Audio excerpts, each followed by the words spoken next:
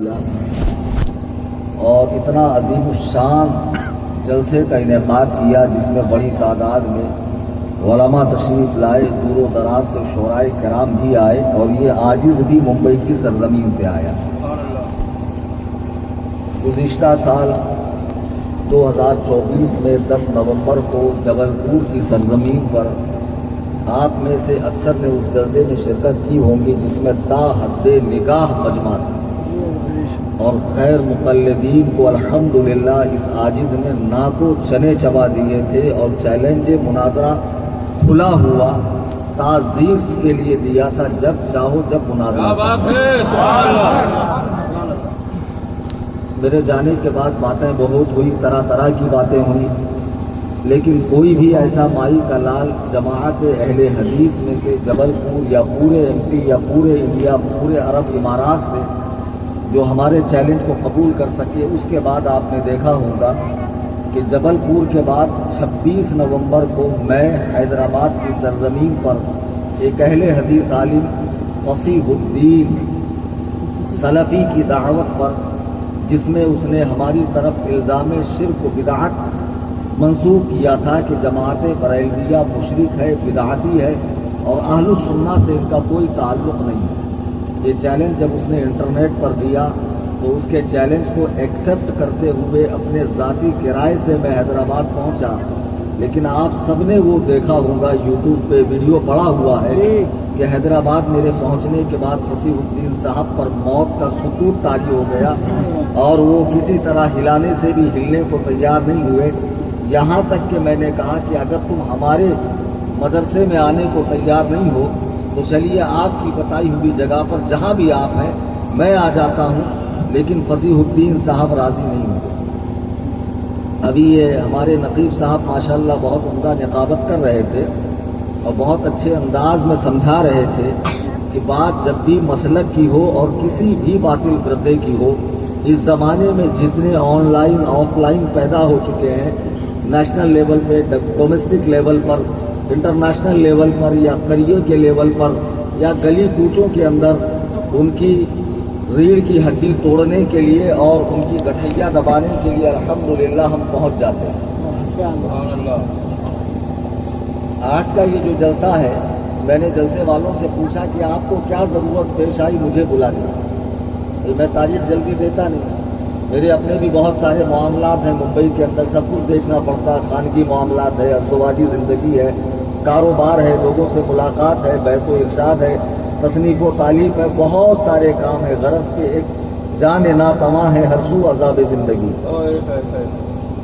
تو مولانا نے مجھ سے کہا کہ الحمدللہ ہمارے گاؤں کٹنگی میں 6 مسجدیں اہل سنت و جماعت کی ہے، اور تمام کے تمام لوگ خوش عقیدہ ہیں، لیکن کچھ دنوں سے یہاں پر ایک کیڑ لگ گئی ہے بدعقیدگی کی، ایک محلہ یا ایک علاقہ جہاں پہ دیوبندی ذہنیت کے لوگ ہیں، اور دھیرے دھیرے وہ اپنا فتنہ قرب و جوار میں پھیلا رہے ہیں، اور جب ہم ان کو حق بتاتے ہیں تو وہاں بھی دیوبندی نہیں بلکہ سنی کہلانے والے، سلسلوں سے وابستہ بزرگان دین کی نسبت رکھنے والے، سارے بزرگان دین جو دنیا سے جا چکے ہیں ہمارے سروں کا تاج ہے، ہم بزرگوں میں فرق نہیں کرتے ہیں، اور نہ ہمارے پاس ایسا کوئی ترازو ہے جس میں ہم ناپیں خواجہ اعظم بڑے ہیں کہ مدار اعظم بڑے ہیں کہ فلاں چھوٹے ہیں کہ فلاں بڑے ہیں۔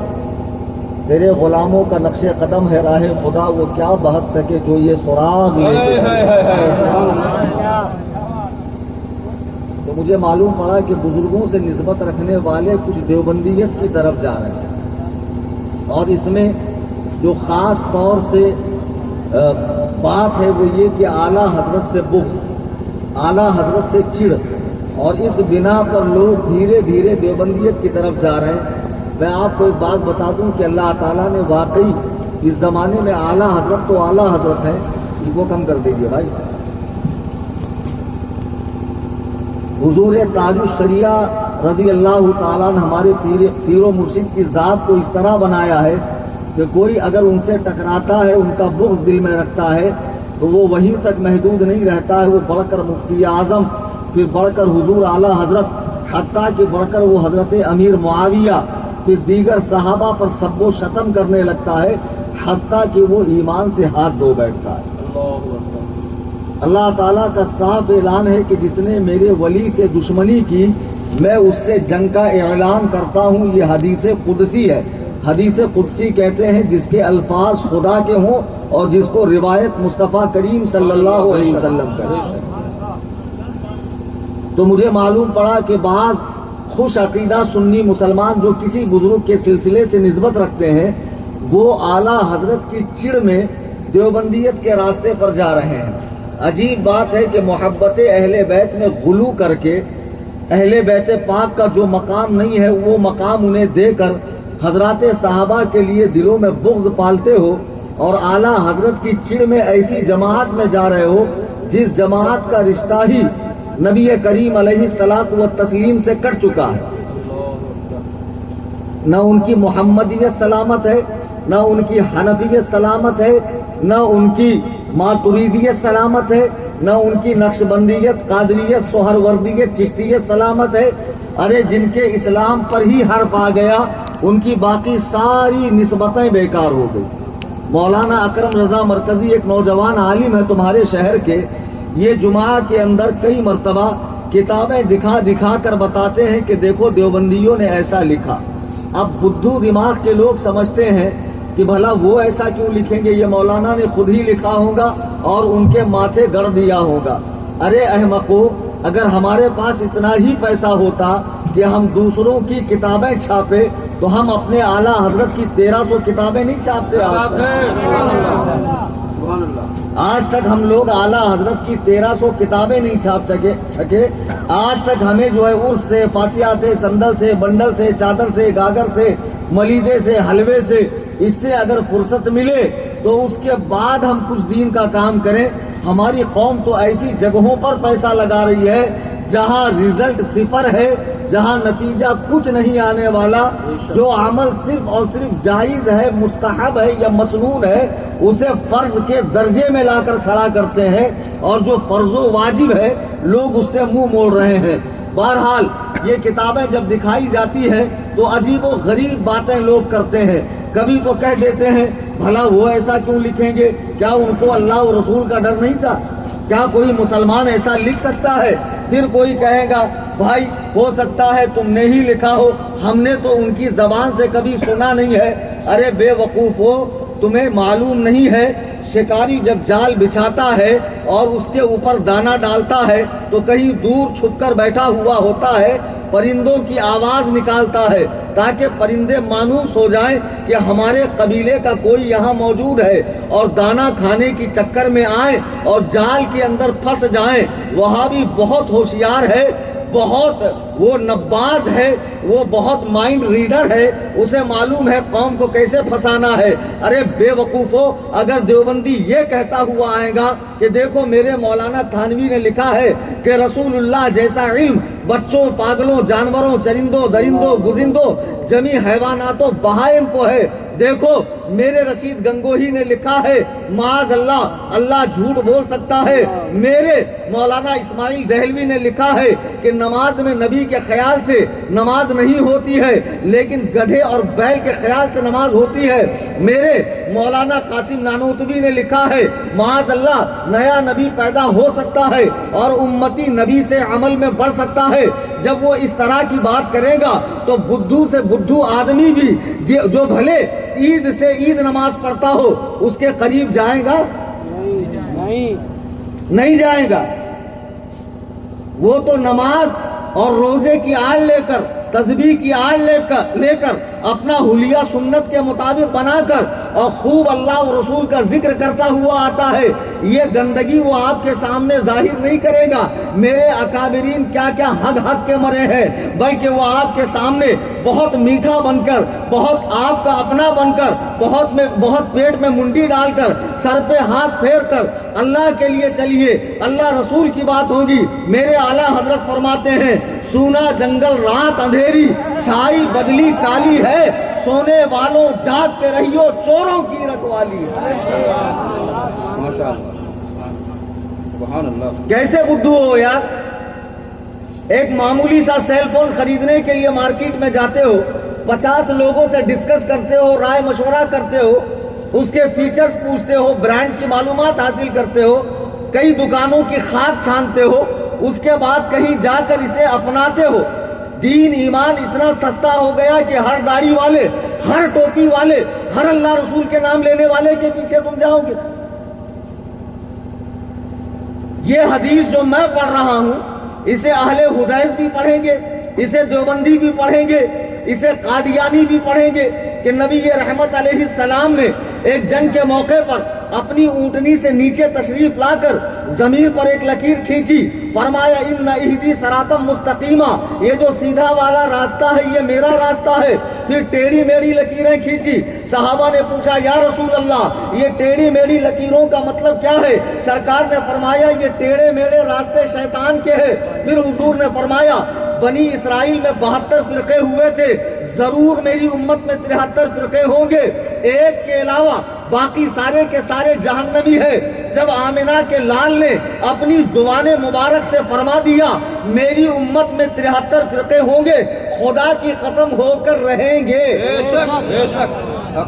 نعرہ تکبیر، نعرہ رسالت، مختار دو عالم، تحفظ عقائد اہل سنت، مسلک اعلی حضرت سلطان المناظرین حضور صوفی صاحب قبلہ، سبحان اللہ سبحان اللہ۔ بے شک جب سرکار نے فرما دیا میری امت میں 73 فرقے ہوں گے، اب حضور سے صحابہ نے یہ نہیں پوچھا کہ یا رسول اللہ وہ 73 کے نام بتائیے، نشان بتائیے، پیدا ہونے کی ان کی تاریخ بتائیے اور ان کے علاقے بتائیے، ان کے بانیان کے نام بتائیے، ان کے عقائد و نظریات بتائیے۔ نہیں، صحابہ پر قربان جائیے، ٹائم ویسٹ کرنے والے نہیں تھے۔ فرمایا یا رسول اللہ جنتی فرقے کا نام کیا ہے؟ جنتی فرقے کا نام کیا ہے؟ تو تفسیر در منصور اور امام غزالی المستصفیٰ میں اور حضرت ابن عباس تفسیر ابن عباس میں لکھتے ہیں اللہ کے رسول علیہ السلام نے فرمایا جو فرقہ جنت میں جائے گا وہ اہل سنت والجماعت ہے، اہل سنت و جماعت ہے، جو ہمارا نام ہے، جس پر چلنے والے ہم لوگ ہیں۔ اللہ اکبر کبیرہ۔ صحابہ نے پوچھا اس کی پہچان کیا ہے؟ فرمایا ما انا علیہ واصحابی ہی اليوم، آج کے دن جس راستے پر میں ہوں اور میرے صحابہ ہیں اس راستے پر چلنے والے جنتی ہیں۔ یہ دو نشانیاں دیکھنی ہیں۔ ایک صحابہ والی پارٹی کون سی ہے؟ کھانے کے لیے اگر گوبر رکھا جائے اور حلوہ رکھا جائے تو برابر حلوہ ہی ٹھوسو گے، گوبر نہیں ٹھوسو گے۔ کیوں؟ تمہیں پتا ہے اچھا کیا ہے برا کیا ہے۔ پھر دین کے معاملے میں آ کے بدھو کیوں بنتے ہو؟ جہاں ٹائم ملا نماز پڑھ لیا، جہاں موقع ملا کسی سے نکاح پڑھوا لیا، رشتہ داری کر لی، یہ سب مولویوں کے جھگڑے ہیں۔ ارے پاگل ہو، کٹنگی میں پہلی بار آیا، یہاں کے دیوبندی میرے رشتہ دار ہیں، ان کے کھیت سے میرا کھیت سٹا ہوا ہے، ان کے مکان سے میرا مکان لگا ہوا ہے۔ میں پاگل ہوں جو ان کے بارے میں بول رہا ہوں کہ یہ دائرہ اسلام سے خارج ہے، بددین ہے، گمراہ ہے، ان کے اکابرین بدترین کافر ہے، اور بول کر جا نہیں رہا ہوں، صبح تک یہاں رکا بھی ہوا ہوں میں۔ اور کوئی صاحب میرا نمبر مانگ رہے تھے، سامنے زندہ سلامت لائیو بیٹھا ہوں، نمبر لے کے کیا کرے گا مجرا؟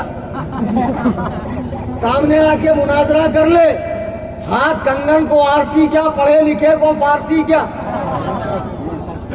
اور ایسا نہیں ہے جب میں آ رہا ہوں تو کٹنگی کے لوگوں کو ہی معلوم ہے کہ میں آ رہا ہوں، یہ بات تو بھوپال اور دلی تک پہنچ گئی ہوگی، مرکزی عمرہ کے پاس کے کلیم حنفی آ رہا ہے اور بیان بھی سن رہے ہوں گے لائیو، اور بہت سے ان کے چٹوے بٹوے چاہنے ماننے والے، تھوڑا نرم گوشہ رکھنے والے، بی پی ایل بن پیندے کے لوٹے جدھر بوجھا ادھر سوجا، وہ بھی ادھر بیٹھے ہوں گے۔ تو کان کھول کے اچھے سے سن لو، ہم کسی سے بھی محبت اللہ و رسول کے لیے کرتے ہیں اور اللہ و رسول ہی کے لیے دشمنی کرتے ہیں۔ کٹنگی کے دیوبندیوں کو تو میں جانتا بھی نہیں وہ کون ہے، ہمارا تعلق صرف اور صرف مصطفیٰ کریم کی وجہ سے کسی سے بھی ہے، جو مصطفیٰ کا نہیں اس سے ہمارا کوئی تعلق نہیں۔ اعلیٰ حضرت فرماتے ہیں وہ تمہارا کیسا ہی عزیز ہو پیر ہو، استاد ہو، تمہارا شیخ ہو، اسے دل سے ایسے نکال کر پھینک دو جیسے دودھ سے مکھی نکال کر پھینکی جاتی ہے، اس لیے کہ انہیں جانا، انہیں مانا، نہ رکھا غیر سے کچھ کام، للہ الحمد میں دنیا سے مسلمان۔ نعرہ تکبیر، نعرہ رسالت، تحفظ عقائد اہل سنت، مسلک اعلی حضرت، فیضان اعلی حضرت حضور صوفی صاحب قبلہ، سبحان اللہ سبحان اللہ۔ مولانا دکھا رہے ہیں تو مولانا کے بات کی اہمیت نہیں، میں کوئی نئی بات نہیں بتا رہا ہوں، لیکن چونکہ بمبئی سے آیا تو میری باتیں آنکھیں پھاڑ پھاڑ کے سن رہے ہیں، اس سے بہت اچھی مثالیں دے کر انہوں نے جمعہ میں سمجھایا ہوگا، بار بار سمجھایا ہوگا، لیکن مغز میں گھستی نہیں ہے، کھوپڑی میں گھستی نہیں ہے، دماغ شریف کام نہیں کرتا ہے۔ ایک معمولی موبائل لینے جائے تو دنیا بھر کے فیچرز کھنگالتے ہو، اور جب بات دین کی آئے تو ہمیں کیا کرنا، جو اللہ رسول کا نام لے رہا، نماز کا وقت ہو گیا جا کے سر پٹک لیے، پڑھنے کا احسان بھی کیوں کر رہا بھائی؟ اتنی بھی تکلیف مت کر، زمانہ بہت ایڈوانس ہے، ٹیکنالوجی بہت آگے بڑھ چکی ہے، ایک ٹیپ ریکارڈ کے اندر 5 ٹائم کی نمازیں ٹیپ کر لے اور گھر کے اندر اسی کے پیچھے اٹھک بیٹھک کر لیا کر، اسی کے پیچھے اٹھک بیٹھک کر۔ جب تجھے نماز پڑھ کر نماز بچانا ہی نہیں ہے، تو جس کے چاہے پیچھے نماز پڑھ رہا ہے، ایمانداری سے بتانا اور سچ کلیجے پر ہاتھ رکھ کر بتانا۔ اگر تم صبح مسجد میں گئے، امام صاحب تشریف لا رہے ہیں، ان کے کرتے شریف پر اگر 1 درہم کے برابر پاخانہ پیشاب لگا ہوا ہو، یا شراب لگی ہو، یا بچے کا پیشاب لگا ہو، آپ کی نظر پڑ جائے تو کیا آپ امام کی اقتدا کرو گے؟ نہیں کرو گے۔ بہترین عالم ہے، قاری ہے، قرآن بہت اچھا پڑھتے ہیں، مسائل طہارت سے، صوم و صلات کے مسائل سے واقف ہیں، مفتی ہیں، ڈگری ہولڈر ہیں، لیکن نماز نہیں پڑھو گے۔ وہاں آپ خود مفتی بن کے بتاؤ گے مولانا نمازی کے بدن کا، کپڑے کا، جگہ کا پاک ہونا ضروری ہے، یہ شرائط نماز میں سے ہے۔ عجیب بات ہے کہ اگر امام کے کپڑے پہ ذرا سی گندگی ظاہری لگ جائے، اس کے پیچھے نماز نہیں ہوتی، اور جو امام کا دل بغض رسول میں پورا ناپاک ہو چکا ہو، اس کے پیچھے نماز ہو جائے گی؟ دماغ خراب ہو گیا۔ ارے مولانا قرآن کتنا اچھا پڑھتا ہے، کیا ابو جہل سے زیادہ فصیح عربی بولتے ہیں؟ ارے وہ اتنی اچھی عربی بول کر بھی ابن العلم نہیں ہو سکا، ابو جہل رہا۔ عربی بولنا کوئی کمال نہیں ہے، قرآن کی تفسیریں لکھنا کمال نہیں ہے، بڑے بڑے مدارس کا جال پھیلانا کمال نہیں ہے، دنیا بھر میں دعوت و تبلیغ کے شعبے قائم کرنا یہ کمال نہیں ہے۔ پوری دنیا کے اندر اجتماع ہوا بھوپال میں، دیکھو کتنی بڑی تعداد میں لوگ پہنچ گئے اور کتنی سستی بریانی مل گئی۔ بریانی کھانے جاتا ہے بے 65 روپے میں، تو اس کو مرغا بریانی ملے گی کہ کوا بریانی ملے گی؟ جن کے دھرم میں کوا حلال ہو تو اس کو کیا کھلائیں گے؟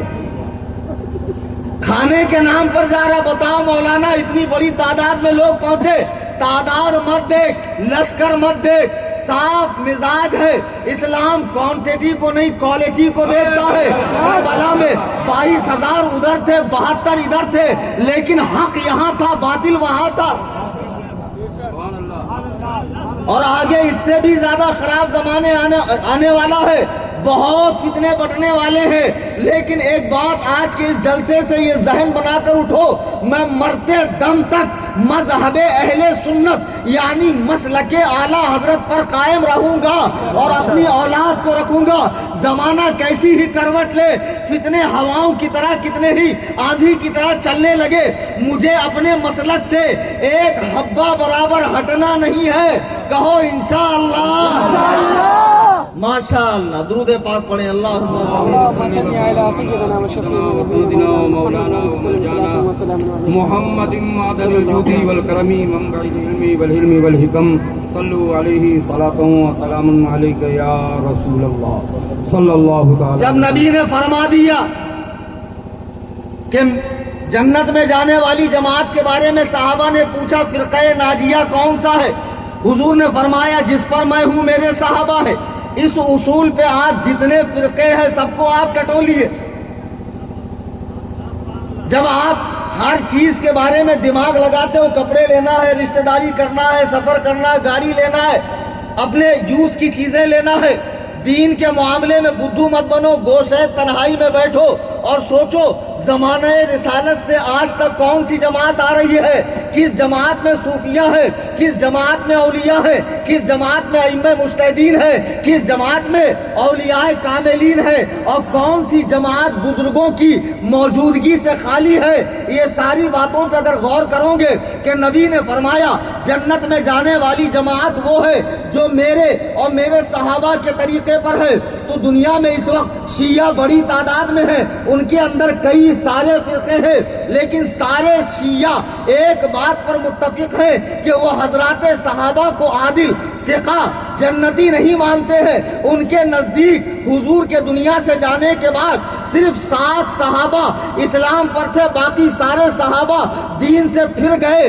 تو نبی نے فرمایا جو جماعت جنت میں جائیں گی وہ میرے اور میرے صحابہ کے طریقے پر ہوگی۔ سرکار نے صحابہ کو معیار قرار دیا، حق کا سواد اعظم کی پہچان قرار دیا، تو خدا کی قسم شیعہ اس میں فٹ نہیں بیٹھتے ہیں۔ دوسرے نمبر پہ بڑے فرقے اہل حدیث کو دیکھ لو، اہل حدیث کو دیکھ لو، تو اہل حدیث بھی صحابہ والے نہیں ہے، وہ رافضیوں کے چھوٹے بھائی ہیں۔ حضرت عمر رضی اللہ تعالیٰ نے مدینے میں 20 رکعت تراویح باقاعدہ پڑھوائی، صحابہ میں سے کسی نے حضرت عمر کی مخالفت نہیں کی، اس لیے کہ نبی نے فرمایا کہ میرے بعد خلفائے راشدین کی سنت کو دانت سے مضبوطی سے پکڑنا، لیکن اہل حدیث 20 رکعت تراویح نہیں پڑھے گا۔ حضرت عمر نے 3 طلاق کو طلاق مغلظہ قرار دیا، اہل حدیث نہیں مانتا ہے۔ حضرت عمر نے عورتوں کی پابندی مسجد میں لگا دی، بین کر دیا، عورتیں مسجد میں نہیں آ سکتی، اہل حدیث نہیں مانتا ہے۔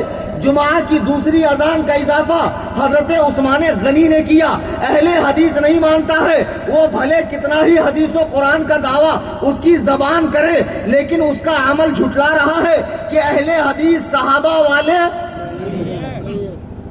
نہ شیعہ صحابہ والے نہ اہل حدیث صحابہ والے۔ اب بچے عقل کے اندھے، شکل کے گندے، دیو کے بندے، جو بیماری تمہارے گاؤں کے اندر ہے، اور اس بات پہ گھمنڈ مت کرنا کہ ابھی ایک ہی محلے میں سمٹے ہیں، سور سال میں کئی بچے جنتا ہے۔ یہ تھوڑے بھی آئے کہاں سے؟ یہ تمہاری لاپرواہی سے آئے ہیں، یہ تھوڑے بھی آسمان سے ٹپکے نہیں۔ آج جو ہے ان کو پوچھو تو کون دیوبندی، تیرا باپ کون؟ کیسٹ بند۔ اگر باپ دیوبندی تو دادا کیا کیسٹ بند؟ سیدھی بات ہے، یہ ہم میں ہی سے نکلے ہیں۔ وہاں بھی نہ آسمان سے ٹپکے نہ زمین سے نکلے، ہم میں ہی سے جو لوگ علماء سے دور ہو گئے، انٹرنیٹ سے دین سیکھنے کی کوشش کرنے لگے، یہ ہر ایک کی محفل میں جانے لگے، آزاد خیال اور لبرل بننے لگے، ایسے لوگ شیطان کے ہتھ کنڈے بن گئے۔ اب جو دیوبندی تمہارے گاؤں میں ہے، آؤ ان کو جانچتے ہیں، وہ صحابہ والے ہیں۔ مولانا اکرم جب حوالہ دیتے ہیں تو لوگ کہتے ہیں پتہ نہیں لکھا ہے کہ نہیں لکھا ہے۔ کس میں ہمت ہے اٹھ کر آئے، میں دکھاتا ہوں لکھا ہے، اور اوتھینٹک کتاب میں لکھا ہے، دیوبندیوں کے عالم نے لکھا ہے۔ اللہ کے عزت و جلال کی قسم کھا کے کہہ رہا ہوں، اگر حوالہ غلط نکل جائے تو میں تمہارے وزن کے برابر تمہیں سعودی ریال دینے کو تیار ہوں۔ مولانا اشرف علی تھانوی دیوبندی جماعت کا عالم اپنی کتاب حفظ الایمان میں اللہ کے رسول کے علم غیب کو بچوں، پاگلوں، جانوروں کے برابر کہہ رہا ہے کہ ایسا علم تو بچوں اور پاگلوں اور جانوروں اور تمام چرندوں پرندوں کو حاصل ہے۔ کلیجے پر ہاتھ رکھ کر بتانا معاذ اللہ، کیا سرکار کے علوم شریفہ کی یہ توہین نہیں ہے؟ ذرا آؤ عہد نبوت میں دیکھو، زمانہ رسالت میں دیکھو، زمانہ صحابہ میں دیکھو، سرکار مسجد نبوی میں بیٹھے ہوئے ہیں، شمع رسالت کے پروانے حضور کے چہرے انور کی بھیک لے رہے ہیں، رخ والضحا کو تک رہے ہیں، زلف واللیل کا دیدار کر رہے ہیں، اتنے میں دو بدو سرکار کی بارگاہ میں آتے ہیں۔ دو بدو آنے کے بعد کہتے ہیں اے اللہ کے رسول ہماری اونٹنی گم ہو گئی ہے، آپ بتائیں ہماری اونٹنی کہاں ہے؟ اللہ اکبر کبیرہ۔ وہاں محفل میں کچھ ان جیسے کلمہ پڑھنے والے بھی موجود تھے جن کا ظاہر تو مسلمان تھا لیکن اندر سے وہ بدبخت ازلی تھے۔ وہ محفل سے اٹھے اور اٹھنے کے بعد کہنے لگے بتاؤ کیسا پاگل آدمی ہے، اگر اونٹ گم گیا ہے تو بیابان میں تلاشنا چاہیے، کھیت کھلیان میں تلاشنا چاہیے، صحرا میں تلاشنا چاہیے، نبی کو کیا معلوم اونٹ کہاں؟ بہت بڑی بات نہیں کی، کتاب نہیں لکھی، سرکار کے علم کو بچوں پاگلوں جانوروں کی طرح نہیں کہا، صرف اتنا کہا اگر اونٹ گم گیا تو نبی کو کیا معلوم؟ اللہ اکبر کبیرہ۔ جب یہ واپس ہوئے تو سرکار دو عالم صلی اللہ علیہ وسلم نے کی بارگاہ میں جبریل امین آئے۔ قرآن کریم سورہ توبہ سورہ نمبر 9 کی آیت نمبر 65 وَلَئِن سَأَلْتَهُمْ لَيَقُولُنَّ إِنَّمَا كُنَّا نَخُوضُ وَنَلْعَبُ قُلْ أَبِاللَّهِ وَآيَاتِهِ وَرَسُولِهِ كُنتُمْ تَسْتَهْزِئُونَ۔ حضور نے پوچھا جب تم یہاں سے نکلے تو میرے تعلق سے کیا کہہ رہے تھے؟ تو ان لوگوں نے کہا حضور راستہ کٹنے کے لیے ہم لوگ ہنسی مذاق کر رہے تھے۔ تو قرآن کہہ رہا وَلَئِن سَأَلْتَهُمْ لَيَقُولُنَّ إِنَّمَا كُنَّا نَخُوضُ وَنَلْعَبُ۔ جب آپ ان سے پوچھو تو یہ کہیں گے ہم تو یوں ہی ہنسی مذاق کر رہے تھے۔ قُلْ أَبِاللَّهِ وَآيَاتِهِ وَرَسُولِهِ كُنتُمْ تَسْتَهْزِئُونَ۔ کیا تم اللہ اس کے رسول اور اس کی کتابوں سے ٹھٹھا کرتے ہو، ہنسی مذاق کرتے ہو؟ لا تعتذروا، بہانے نہ کرو، قد کفرتم، تم کافر ہو چکے ہو، بعد ایمانکم، ایمان لانے کے بعد کلیجے پر ہاتھ رکھ کر بتاؤ، عہد نبوت کا مسلمان، سرکار کا دیدار کرنے والا مسلمان، سرکار کی اقتداء میں نماز پڑھنے والا مسلمان اگر حضور کے علوم شریفہ کے بارے میں یہ کہے کہ نبی کو کیا معلوم اونٹ کہاں ہے؟ قرآن کہہ رہا ہے لا تعتذروا، بہانے نہ کرو، تم کافر ہو چکے ہو ایمان لانے کے بعد۔ 14ویں صدی میں انگریزوں سے 600 روپیہ ماہواری پانے والا خباثتوں کا خمیر، دیوبندی جماعت کا سڑیل امیر ملا اشرف علی تھانوی اپنی کتاب حفظ الایمان میں حضور کے علم غیب کو بچوں پاگلوں جانوروں کی طرح کہے تو وہ مسلمان ہے؟ پیچھے والوں ٹینشن مت لو، پولیس نہیں آئے گی، معاملہ دین ایمان کا ہے، عقیدے کا ہے، اور عقیدے میں کوئی نرمی نہیں۔ اور دیکھو خدا کی رحمت برس کر تمہارا استقبال کر رہی ہے۔ موسم کا مزاج خراب ہے، جلدی بٹھا دینا چاہیے۔